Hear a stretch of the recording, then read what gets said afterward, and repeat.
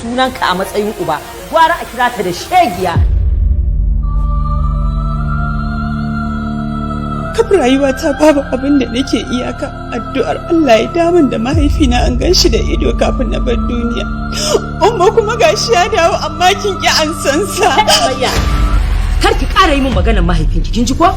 Kin mance lokacin da kika wofantar da iyayenki saboda ni, kika tsallake su kika ɗauko kunshin kayanki kika taho muka je muka ɗaura aure. Tunda shi ɗan halal ne, kaga halal plus haram kaga is equal to zai baka halal. Wutar kalam useless. Kai, ka riga kula da motsin wannan gaya. Kwakwalwarsa akwai datti. Ya ki ya bari in mallaki Sumayya, talakan banza, talakan wafi mai amfanin san bai masa haka ba. Ni ma mutum ne kamar wannan talaka. Kuma idan na faɗi na mutu za a je a binne ni da dukiyata ne. Farin kyalle za a sa a lullube ni a ciki kamar yadda za a lullube mallan Rabi. Ka fita daga nan gurin na gaya maka.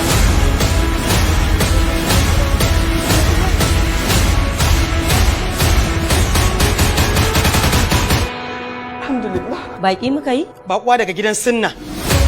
Bakuwa daga gidan Fatiha. Bakuwa daga tsarkakakken gida.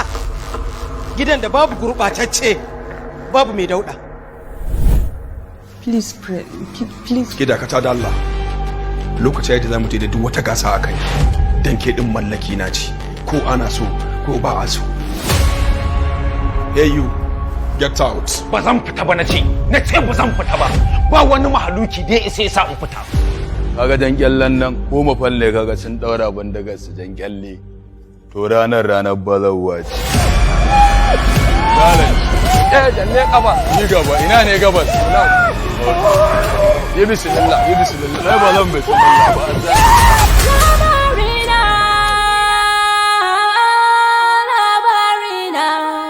Labarina